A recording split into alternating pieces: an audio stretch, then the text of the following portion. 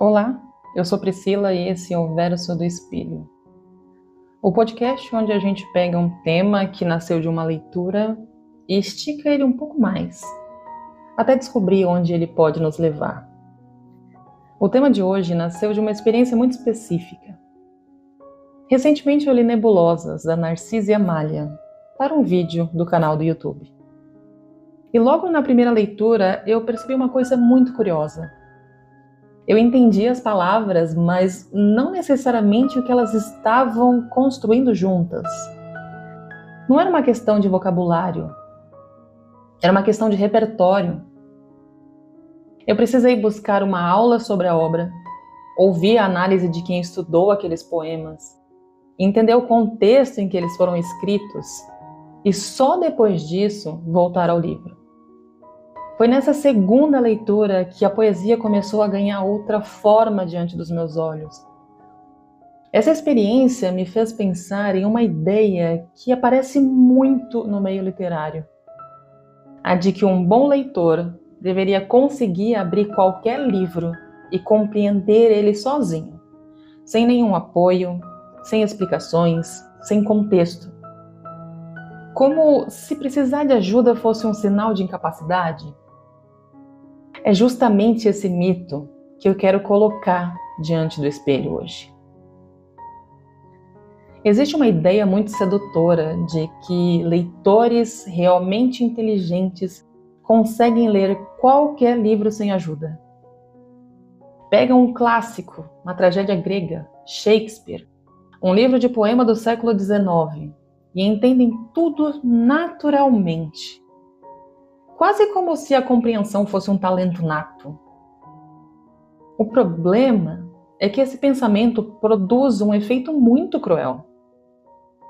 Quando alguém pega um livro mais complexo e não entende de imediato, dificilmente ele pensa, talvez esse texto peça outro tipo de leitura. Normalmente ele pensa, talvez eu não seja inteligente o suficiente para esse livro. Isso afasta muita gente de obras extraordinárias, porque a dificuldade deixa de ser uma característica do texto e passa a ser interpretada como um defeito do leitor. Só que nem toda leitura exige a mesma coisa de quem lê. Eu gosto de pensar que existem pelo menos 3 tipos de leitura. Não como uma classificação definitiva da literatura, mas como uma forma de entender o que cada livro pede de nós. O primeiro tipo é aquela leitura de acesso direto. São livros que te abrem imediatamente. Você começa a ler e a narrativa te conduz. A linguagem não cria barreiras e a compreensão acontece junto da experiência. Muitos romances contemporâneos funcionam assim. Santo Guerreiro, de Eduardo Sporn, por exemplo, você não precisa estudar a Idade Média, nem fazer uma pesquisa histórica antes de começar a leitura. O próprio livro constrói o caminho para o leitor. Isso não faz dele uma obra mais simples ou menos valiosa. Apenas significa que ele foi escrito para oferecer essa experiência de entrada direta. O segundo tipo de livro, eles pedem um pouco mais. Não necessariamente porque sejam difíceis de ler, mas porque pertencem a outro tempo. Nesses casos, 2 coisas costumam ser suficientes.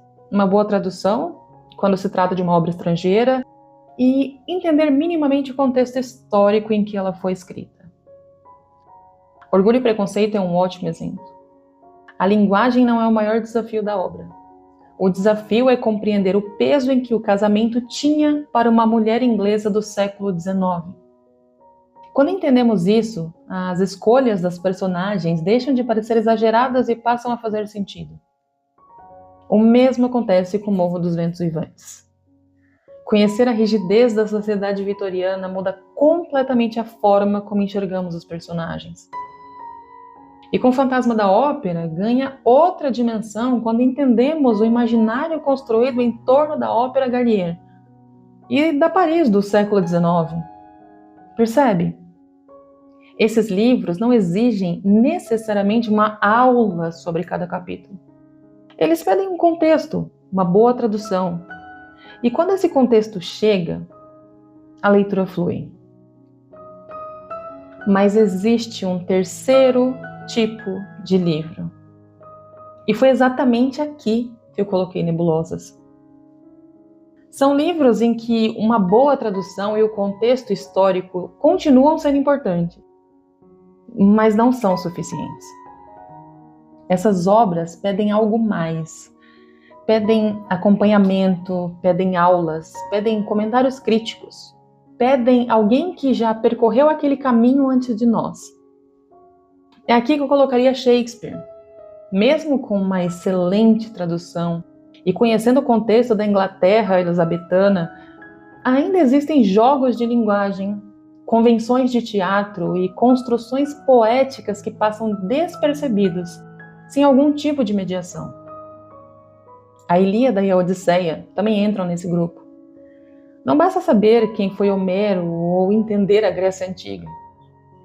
Esses poemas pertencem a uma tradição oral completamente diferente da nossa maneira contemporânea de contar histórias. E foi exatamente essa sensação que eu tive com Nebulosas. Eu precisava de alguém apontando os caminhos. Não porque eu fosse incapaz de ler, mas porque aquele texto carregava referências e construções que eu simplesmente ainda não possuía. É aqui que, para mim, mora o ponto principal desse episódio. O problema começa quando criamos a falsa ilusão de que quem lê livros complexos é mais inteligente e que a leitura desses livros deveria ser tão fácil e fluida quanto a leitura de um romance contemporâneo. Esse tipo de raciocínio faz com que a dificuldade deixe de ser uma característica do texto e passe a ser vista como uma deficiência do leitor. A dificuldade deixa de ser um desafio, ela vira uma barreira. Mas não é assim que aprendemos absolutamente nada na vida.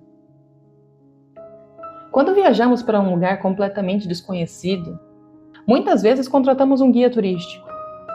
Não porque sejamos incapazes de caminhar pela cidade, mas porque alguém que conhece aquele lugar consegue mostrar detalhes que passariam despercebidos. A viagem continua sendo nossa. O guia apenas amplia a experiência. É a mesma coisa quando começamos uma atividade física. Um personal trainer não faz o exercício por nós. Ele ensina técnica, corrige o movimento, evita erros, acelera um processo de aprendizagem que sozinho talvez levasse muito mais tempo. Na leitura acontece a mesma coisa. Uma aula não lê Shakespeare por você. Um professor não sente nebulosas no seu lugar. Um comentário crítico não substitui a sua experiência. Esses materiais apenas oferecem ferramentas para que você consiga enxergar camadas que talvez ainda estivessem escondidas. E isso não diminui o mérito da leitura. Pelo contrário, ele amplia. Existe outro motivo pelo qual eu acho que a gente não deveria ter medo dessas leituras. Livros do terceiro grupo quase nunca foram escritos para serem lidos apenas uma vez. Eles são livros de revisita. Você lê hoje com a bagagem que possui. Daqui a 5 anos, você já leu dezenas de outros livros, conheceu outros autores, aprendeu outras referências, viveu outras experiências. E quando volta para aquele mesmo texto, ele já não é mais o mesmo. Na verdade, o livro continua exatamente igual. Quem mudou foi você. É justamente por isso que ele revela coisas novas. Eu gosto muito de pensar no exemplo do Louvre. Imagine 2 pessoas diante da mesma pintura. Uma nunca estudou arte. A outra dedicou anos da vida à história da arte. É claro que elas verão coisas diferentes. Quem estudou perceberá técnicas, movimentos artísticos, símbolos, referências que a outra talvez nem note. Mas isso não significa que a primeira pessoa deveria ser proibida de entrar no Louvre. Claro que não. Ela também pode se emocionar, ela também pode achar uma obra bonita, também pode sair dali transformada. A diferença é que, se ela voltar alguns anos depois de estudar um pouco mais sobre arte, provavelmente verá naquela mesma pintura detalhes que antes estavam invisíveis. Não porque a obra mudou, mas porque ela mudou. É exatamente isso que acontece com os livros.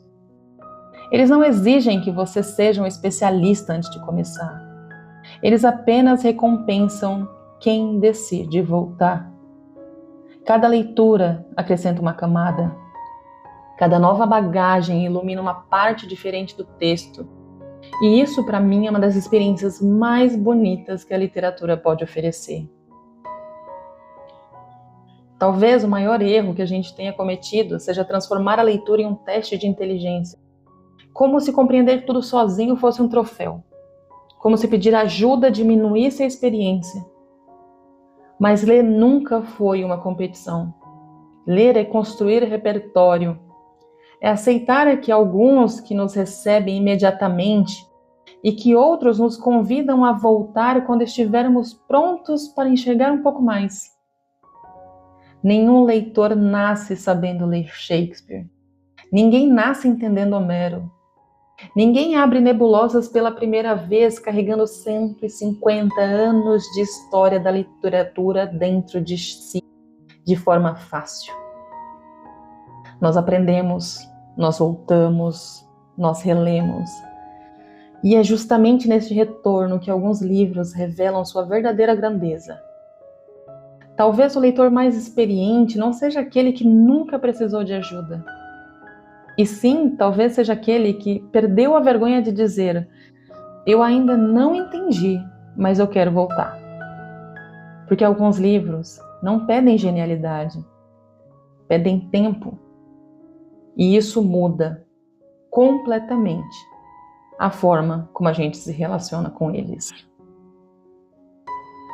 Se esse episódio fez você lembrar de um livro que parecia impossível, talvez não seja a hora de desistir dele.